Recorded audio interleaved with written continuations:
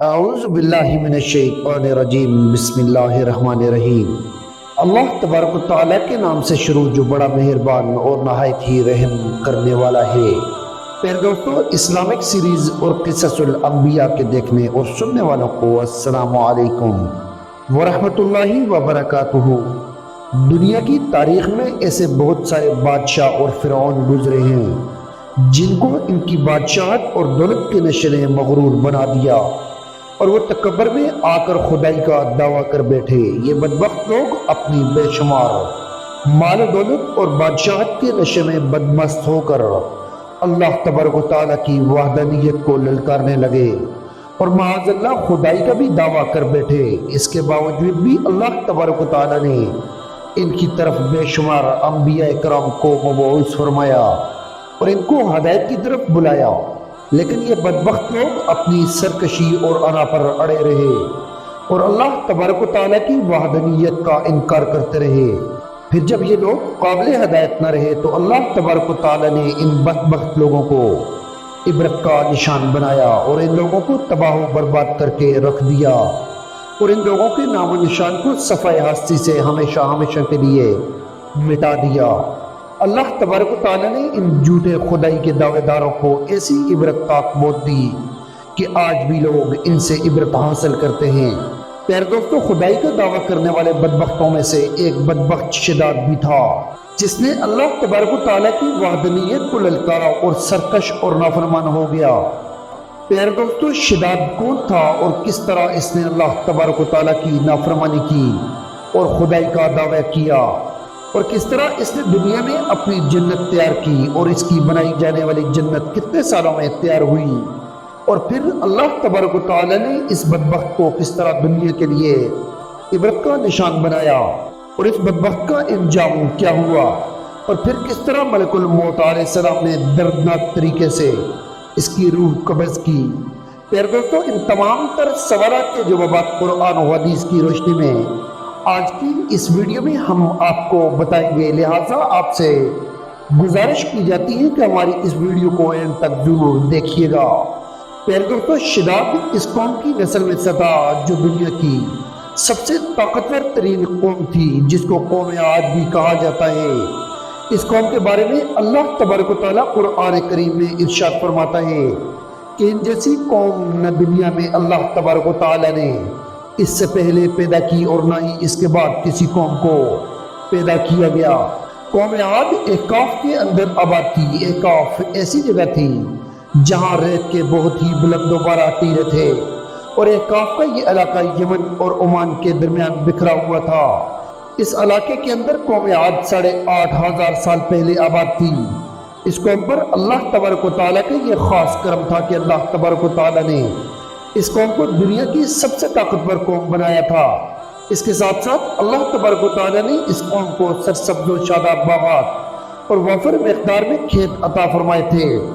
اس قوم کے پاس بے شمار جانور تھے اور پینے کے لیے میٹھا پانی تھا۔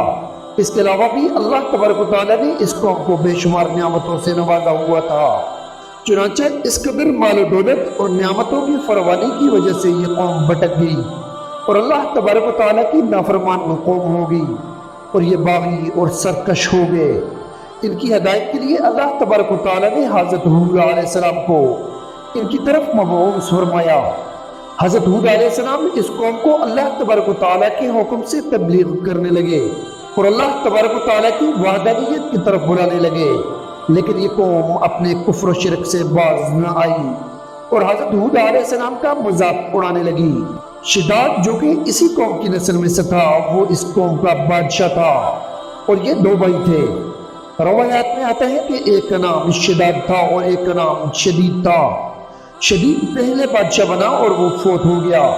اس کے فوت ہو جانے کے بعد شداد نے حکومت سنبھالی اور اس طرح یہ دنیا کی سب سے طاقتور قوم عاد کا بادشاہ بن بیٹھا۔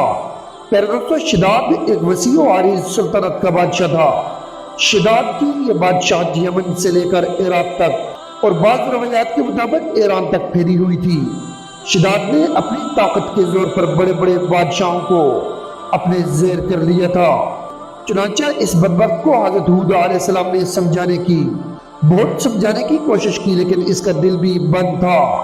چنانچہ جب حضرت ہود علیہ السلام نے شداد کو اللہ تبارک و تعالیٰ کی وحدانیت کی طرف بلایا اور ایک خدائی کی عبادت کرنے کا حکم دیا تو اس وقت شداد اور حضرت ہود علیہ السلام کے درمیان ایک زبردست مکالمہ ہوا، جس کے نتیجے میں شداد نے حضرت ہود علیہ السلام سے پوچھا کہ اگر میں اللہ تبارک و تعالیٰ پر ایمان لے آؤں تو مجھے کیا حاصل ہوگا؟ تو اس وقت حضرت ہود علیہ السلام نے شداد سے فرمایا کہ تم پر جنت حلال ہو جائے گی۔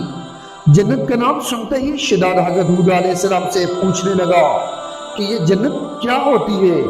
تو حضرت ہود علیہ السلام نے شداد کو جنت کا نقشہ بتایا اور جنت کی نعمتوں کے بارے میں شداد کو بتایا۔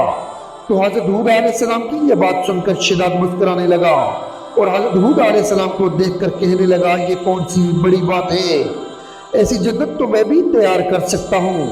حضرت ہود علیہ السلام نے شداد کو اس کفر و شرک سے روکنے کی بہت کوشش کی لیکن یہ بدبخت باز نہ آیا۔ چنانچہ اس وقت شداد نے اپنی سلطنت کے بہت بڑے بڑے کاریگروں کو اکٹھا کیا اور احقاف کے مقام پر ارم کے مقام پر 20 کوس لمبی اور چوڑی جنت بنانے کا کام شروع کروا دیا۔ چنانچہ شداد کی تیار ہونے والی اس جنت میں سونے اور چاندی کی اینٹیں لگائی گئی اور جواہرات بھی لٹکائے گئے۔ اس بدبخت شداد نے اپنی اس بنائی جانے والی جنت میں شہد، دودھ اور پانی کی نہریں بھی روا کر دی اور دنیا جہان کے خوبصورت درخت پودے اور پھول بھی لگوا دیے اور اس جنت کو طرح طرح کے جواہرات سے مزین کر دیا۔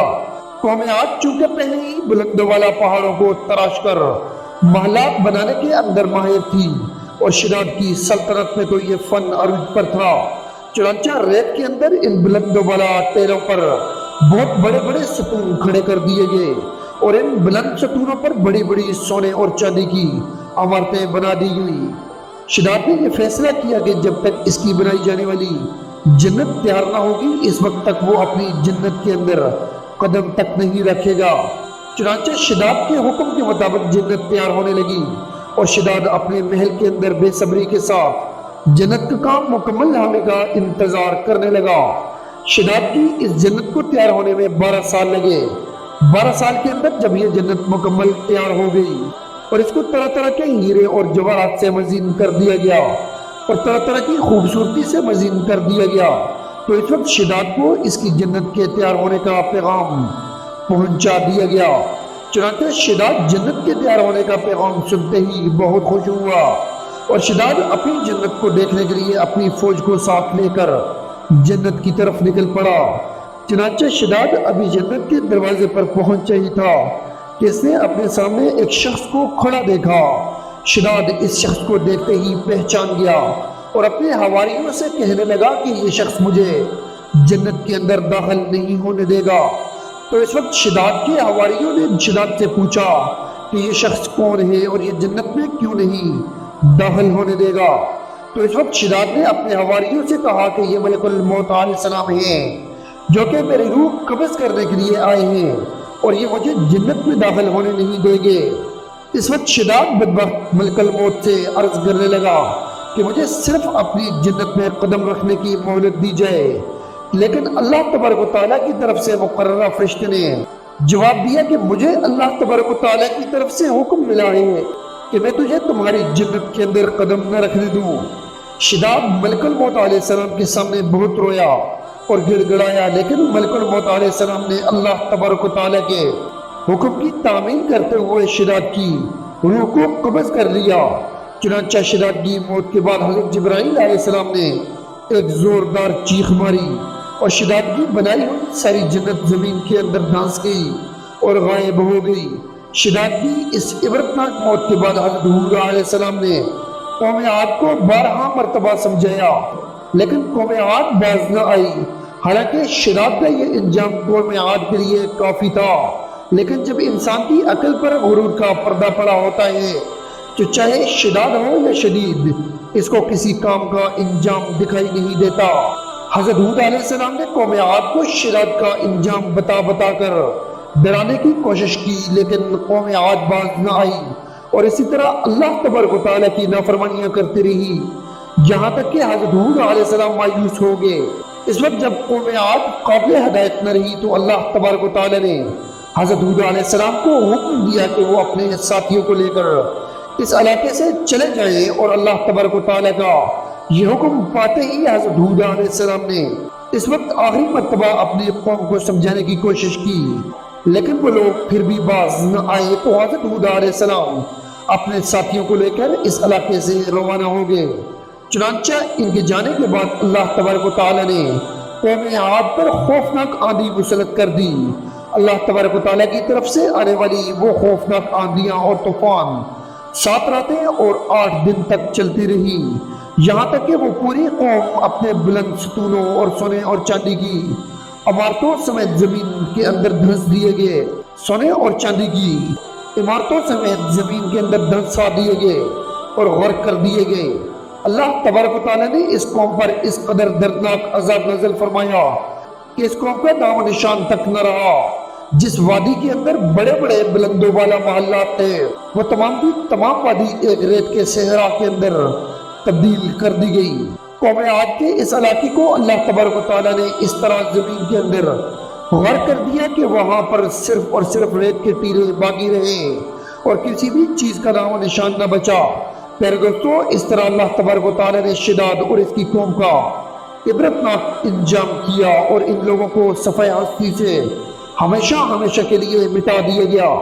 اللہ تبارک و تعالیٰ سے دعا کی جاتی ہے کہ اللہ تبارک و تعالیٰ ہمیشہ اپنے حضور عاجزی اور انکساری کے ساتھ زندگی گزارنے کی توفیق عطا فرمائے اور حضور نبی کریم صلی اللہ علیہ وسلم کے بتائے ہوئے راستے پر چلنے کی توفیق عطا فرمائے۔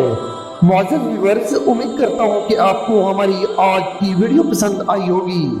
اگر آپ کو ہماری آج کی ویڈیو پسند آئی ہے تو ہمارے یوٹیوب چینل کو سبسکرائب کریں، بیل آئیکن کو پریس کرنا نہ بھولیے گا تاکہ اس طرح کی مزید اسلامک سیریز اور قصص الانبیاء کی ویڈیوز آپ تک وقتاً فوقتاً پہنچتی رہے۔ اپنا ڈھیر سارا خیال رکھیے گا، ہمیں اپنی رائے سے ضرور آگاہ کیجیے گا۔ خدا آپ کا حامی و ناصر ہو۔ ہم ملتے ہیں آپ کو ایک نئی ویڈیو میں ایک نئے ٹاپک کے ساتھ، تب تک کے لیے ہمیں دیجیے گا اجازت۔ خدا آپ کا حامی و ناصر ہو۔ السلام علیکم ورحمۃ اللہ وبرکاتہ۔